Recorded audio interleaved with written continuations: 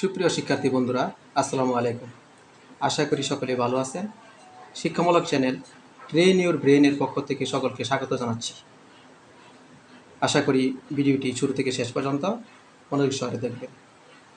আজকে আলোচনার বিষয় হলো সেন্টেন্স। সেন্টেন্স কাকে বলে? দুই বা ততোধিক ওয়ার্ড পাশাপাশি বসে যখন মনের ভাব সম্পূর্ণভাবে প্রকাশ করে তখন তাকে সেন্টেন্স বা বাক্য বলে।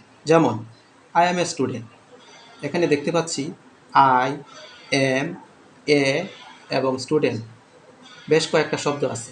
এই শব্দগুলি মিলে একটি বাক্য হলো এবং একটি মনের ভাব সম্পূর্ণভাবে প্রকাশ করেছে। আই এম এ স্টুডেন্ট মানে আমি একজন ছাত্র। সুতরাং এটি একটি সেন্টেন্স। নিচের ছকটি লক্ষ্য করি। ছকের বাম পাশে দেওয়া আছে কতগুলো শব্দগুচ্ছ এবং ডান পাশে দেওয়া আছে কতগুলো শব্দগুচ্ছ। লাভ ইউ আই, ডান পাশে আছে I love you. Writes Eva letter a, ডান পাশে আছে ইভা রাইটস এ লেটার। বাম পাশে আছে ওন দ্য গেম বাংলাদেশ, ডান পাশে আছে বাংলাদেশ ওন দ্য গেম। আবার বাম পাশে আছে স্কুল দে গো টু, ডান পাশে আছে দে গো টু স্কুল। সেন্টেন্সের কাজই হলো মনের ভাব প্রকাশ করা, কিন্তু বাম পাশের শব্দগুলো আমরা দেখতে পাচ্ছি কোনো মনের ভাব প্রকাশ করে না। যেমন লাভ ইউ আই বললে এখানে কোনো অর্থ আসে না, কিন্তু যখন আমরা বলবো আই লাভ ইউ মানে আমি তোমাকে ভালোবাসি, তাহলে এটা একটা অর্থ প্রকাশ করছে।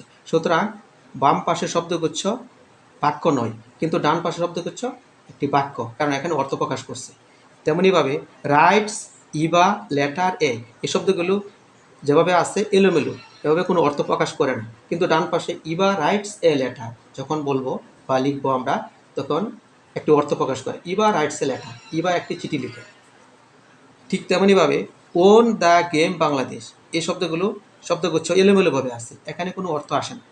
যখন আমরা লিখব Bangladesh on the game, Bangladesh ম্যাচটি জিতেছিল বা খেলাটি জিতেছিল, তখন একটি অর্থ আসছে। সুতরাং এটি একটি সেন্টেন্স বা বাক্য। সবশেষে আমরা দেখতে পাচ্ছি স্কুল দে গো টু, এখানে শব্দগুচ্ছ এলোমেলোভাবে দেওয়া আছে, এখানে কোনো অর্থ আসে না। কিন্তু ডান পাশে আমরা যখন সাজিয়ে লিখব দে গো টু স্কুল মানে তারা স্কুলে যায়, এটা একটা সম্পূর্ণ অর্থ প্রকাশ করছি। তাহলে আমরা এটাই বুঝতে পারলাম যে কতগুলো শব্দ, দুই বা ততোধিক শব্দ পাশাপাশি বসে যখন একটা সম্পূর্ণ অর্থ প্রকাশ করবে তখনই সেটি হবে সেন্টেন্স বা বাক্য।